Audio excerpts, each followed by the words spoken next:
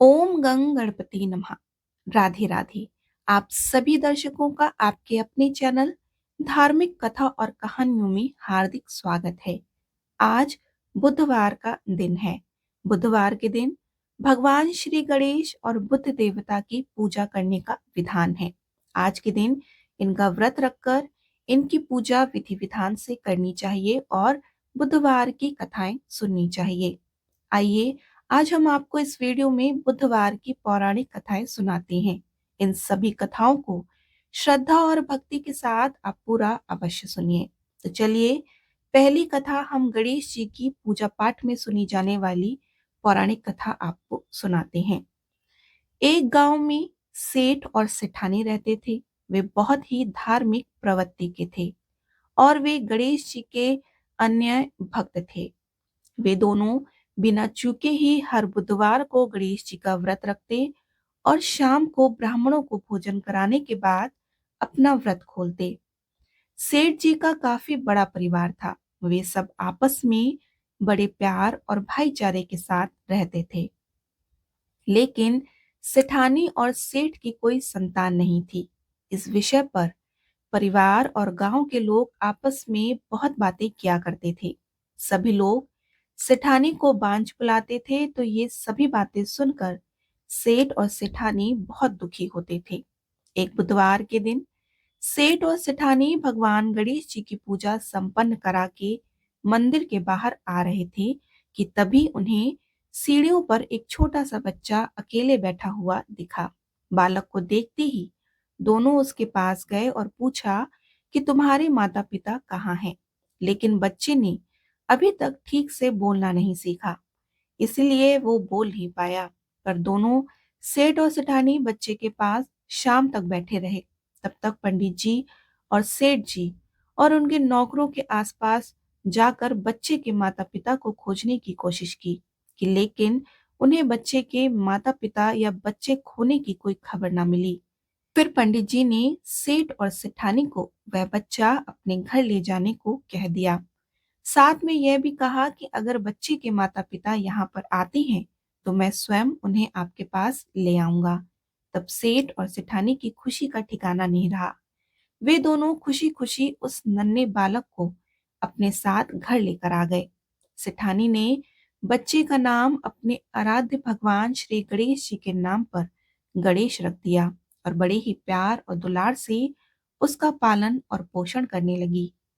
कुछ दिनों के बाद उसी गांव में एक ठग पति पत्नी उनका इरादा गांव के सबसे अमीर आदमी को ठगने का था। वे दोनों ठग गणेश मंदिर की सीढ़ियों पर बैठे सोच विचार कर रहे थे कि तभी वहां पर पंडित जी आ गए और गांव में अनजान लोगों को देखते ही उनसे पूछा, क्या आपका बच्चा खो गया है? दोनों चोरी चकारी के लिए बहाना ढूंढ रहे थे, इसीलिए उन दोनों ने तुरंत ही कह दिया। तब पंडित जी ने कहा कि चिंता की कोई बात नहीं है, आपका बच्चा एक सेठ जी के घर पल रहा है। पंडित जी उन दोनों ठग को सेठ जी के घर पर ले आए। गणेश के माता पिता आ गए हैं, यह खबर सुनकर सेठ और सेठानी बहुत दुखी हुए। सेठ जी ने उन दोनों पति पत्नी को एक रात के लिए अपने अतिथि गृह में ठहराया। अब वह दोनों ठग सिर्फ मौके की फिराक में थे कि उसी रात सभी लोग सो जाने के बाद वे ठग एक एक करके सभी कमरों की तलाशी करने लगे। फिर वे दोनों तिजोरी वाले कमरे में पहुंच गए। छानबीन के वक्त होने वाली थी कि छोटी मोटी आवाजों से सेठ जी का नौकर जग गया और आवाज की दिशा में तिजोरी वाले कमरे के नजदीक आ गया। उसने चुपके से अंदर जब झांक कर देखा तो दोनों ही मेहमान कीमती सामान चुरा रहे थे। नौकर ने यह देखते ही धीरे से उस कमरे के बाहर की कुंडी लगा दी और चोर चोर बोलकर पूरे घर में हल्ला मचा दिया। शोरगुल की आवाज सुनते ही घर के सभी लोग इकट्ठा हो गए। तब सेठ जी ने उन दोनों चोर पति और पत्नी को कमरे से बाहर निकाला और सुबह ही पंचायत में हाजिर कर दिया। सेठ जी ने सरपंच जी का पूरा मसला बताया और कहा कि यह दोनों तो चोर हैं। अब हम पुत्र गणेश को इन दोनों को नहीं देंगे। लेकिन वे दोनों ठग पत्नी अपनी जिद पर अड़ गए और बच्चे को ले जाने की जिद करने लगे। सरपंच जी ने इस गंभीर समस्या का एक तोड़ निकाला। उन्होंने सेठानी और दूसरी औरत को गणेश जी के सामने खड़ा कर दिया और कहा कि जिसके भी आंचल से दूध की धार गणेश के मुंह पर जाएगी, वह बालक गणेश उसके पास ही रहेगा। फिर वो दोनों अपने अपने आंचल मुंह के सामने फैलाकर खड़ी हो गई। सेठानी जी मन ही मन भगवान गणेश का नाम का जप कर रही थी और देखते ही देखते गणेश भगवान की कृपा से सेठानी की आंचल से दूध की एक धार गणेश जी के मुंह में गिरी और इस तरह बालक गणेश सेठ और सेठानी के साथ हमेशा के लिए रहने लगा। बोलिए श्री गणेश भगवान की जय। आइए अब हम आपको भगवान गणेश की दूसरी कथा सुनाते हैं। बहुत समय पहले की बात है। एक गांव में एक भाई बहन रहते थे। भाई बहुत गरीब था, पर उसकी बहन पैसे वाली थी।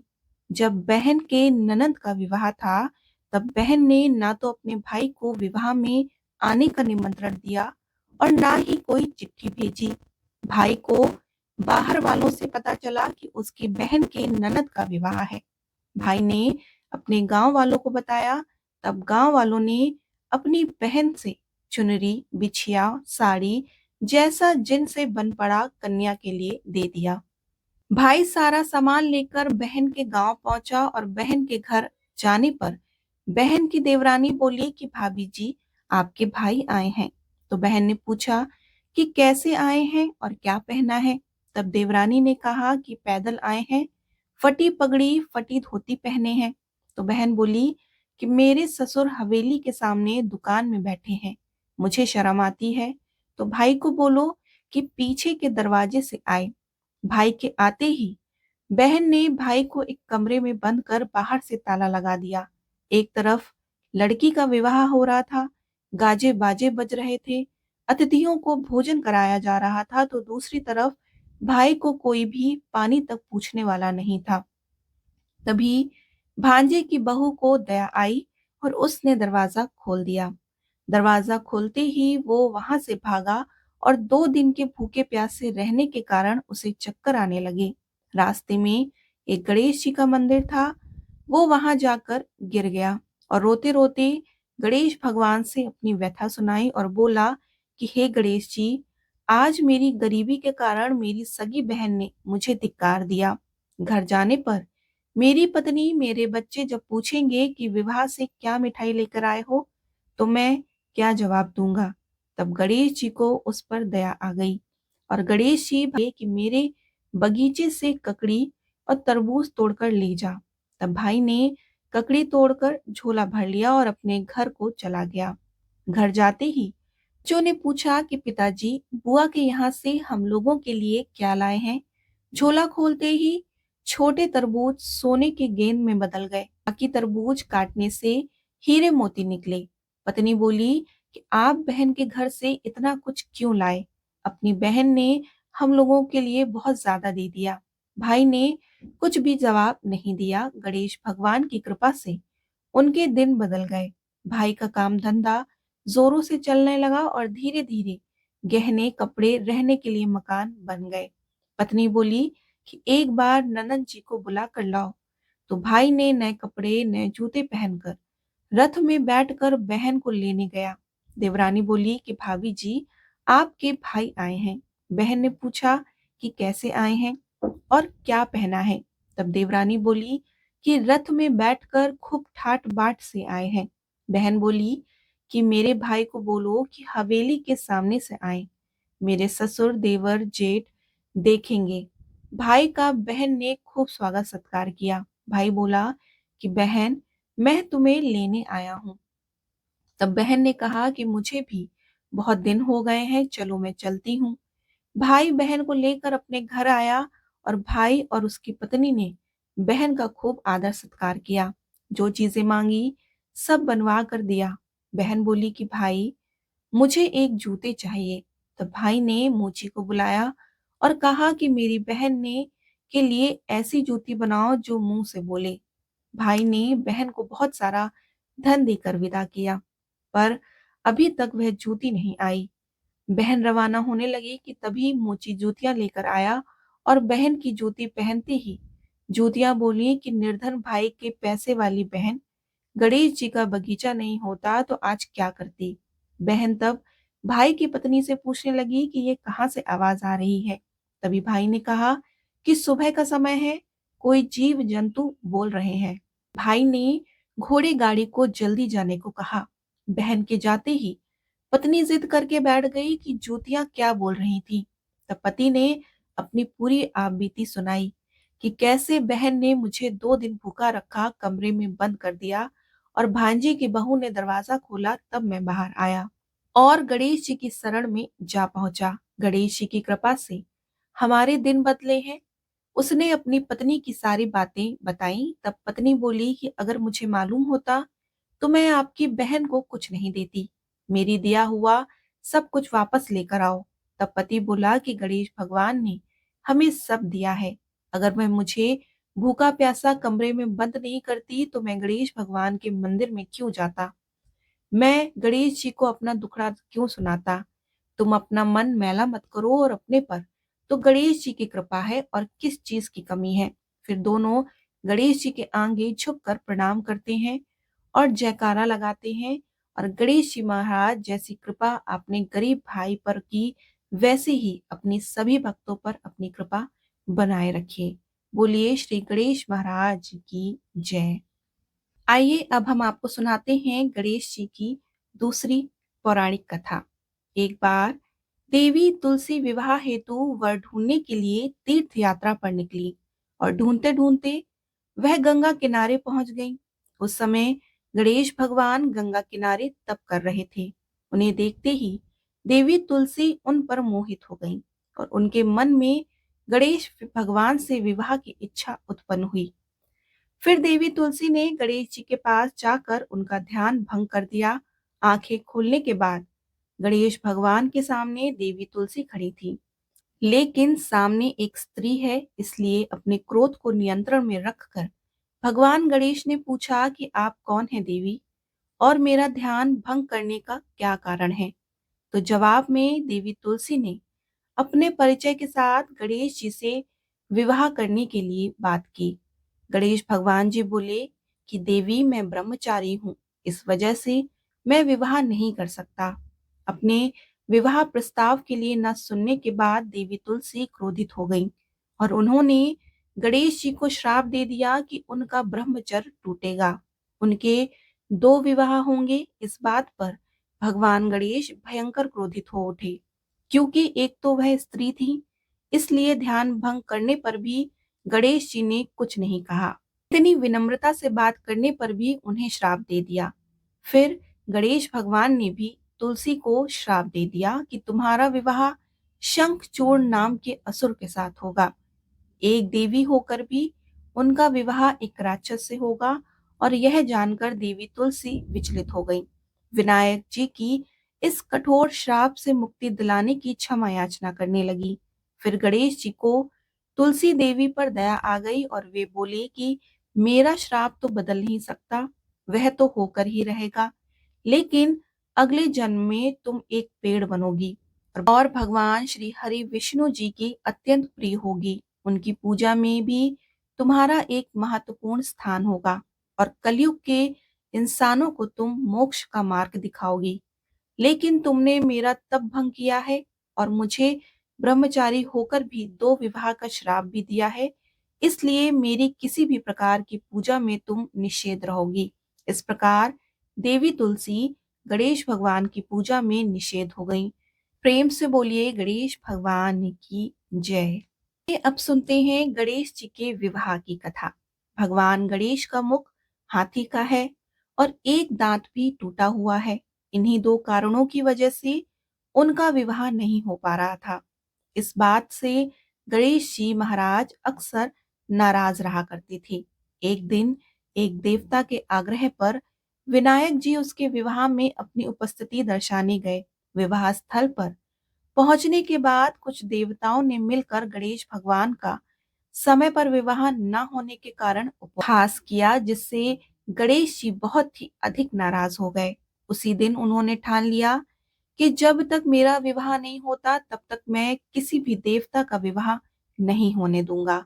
भगवान गणेश के पास विवाह और अन्न संदेश लाने का काम उनके प्रिय वाहक मूषक राज करते थे। अब मूषक राज जब भी किसी देवता के विवाह का समाचार लाते, तब गणेश जी उसे आदेश देते और मूषक राज अपनी सेना के साथ जाकर उस विवाह के मंडप को गिराकर तहस नहस कर देते और बारातियों को भी भगा देते। इस तरह गणेश जी और मूषक राज की मिली भगत की वजह से किसी भी देवता का विवाह नहीं हो पा रहा था। गणपति जी के व्यवहार से तंग आकर सभी देवी देवता भगवान शिव और माता पार्वती जी के पास पहुंचे। इस विराट समस्या का समाधान मांगने लगे। भगवान शिव और माता पार्वती ने कहा कि इसका हल तो आपको केवल ब्रह्मदेव जी के पास ही मिल सकता है। कृपा करके आप ब्रह्मलोक को जाएं। तब माता पार्वती और महादेव जी को प्रणाम करके सभी देवी देवता ब्रह्मा जी के पास प्रकट हुए। देवताओं की समस्या को ठीक से सुनने के बाद ब्रह्मा जी ने अपनी योग शक्ति से दो कन्याओं का निर्माण किया। कन्याओं का नाम था रिद्धि और सिद्धि। वह दोनों ब्रह्मा जी की मानस पुत्रियां थीं। उनको लेकर ब्रह्मा जी भगवान गणेश के पास गए और उनसे अपनी पुत्रियों को ज्ञान एवं शिक्षा प्रदान करने का निवेदन करने लगे। ब्रह्मा जी का मान रखने के लिए एक दंत भगवान ने रिद्धि और सिद्धि को शिक्षा देना आरंभ किया। फिर उस दिन के बाद से जब भी मूषक राज किसी विवाह की खबर लेकर आते, उस वक्त रिद्धि और सिद्धि गणेश जी को अपनी बातों में उलझा कर रखती। इस तरह गणेश जी का ध्यान किसी और विषय पर रहता और दूसरी तरफ देवताओं का विवाह संपन्न हो जाता। एक दिन बुद्धि के देवता भगवान गणेश जी को यह बात समझा गए, लेकिन उनके क्रोध में आने से पहले ही ब्रह्मदेव अपनी दोनों पुत्रियों के साथ वहां पर प्रकट हो गए। रिद्धि और सिद्धि को सामने देखते ही गणेश जी का क्रोध बढ़ने लगा, किंतु विनायक जी के मुख से कोई भी शब्द निकलने से पहले ही भगवान ब्रह्मदेव ने कहा कि हे गणेश, आपने स्वयं ही मेरी पुत्रियों को शिक्षा दी है और अब मुझे इन दोनों का विवाह योग्य कोई वर नहीं मिल रहा। मेरी आपसे विनती है कि आप ही रिद्धि और सिद्धि से विवाह करके मुझे धन्य कीजिए। परमपिता ब्रह्मदेव जी की शांत वाणी को सुनकर गणेश जी का क्रोध शांत हो गया और वह विवाह प्रस्ताव के लिए हंसी खुशी राजी हो गए। के बाद अपनी दोनों पत्नियों से उन्हें दो पुत्र रत्न प्राप्त हुए, जिनका नाम रखा गया शुभ और लाभ।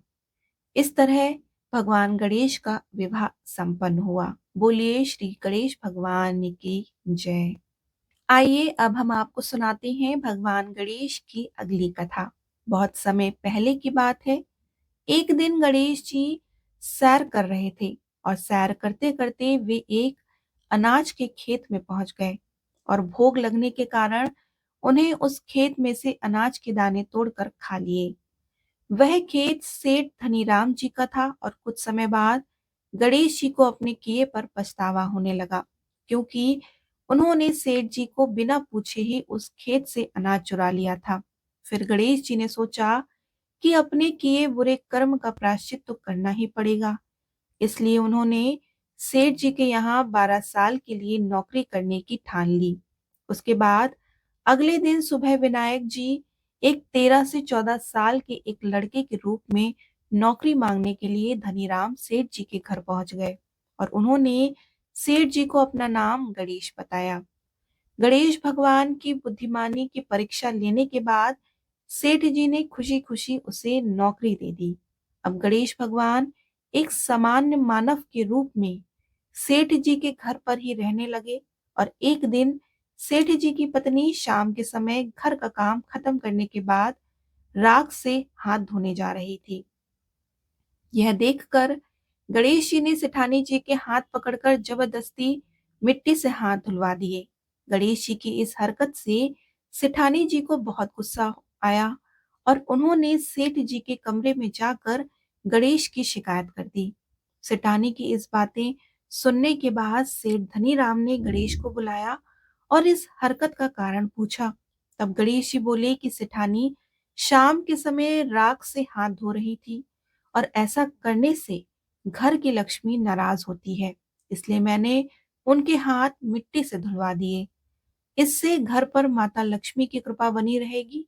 और यह सब सुनकर सेठ जी ने सोचा कि गणेश जी की सोच तो बहुत अच्छी है।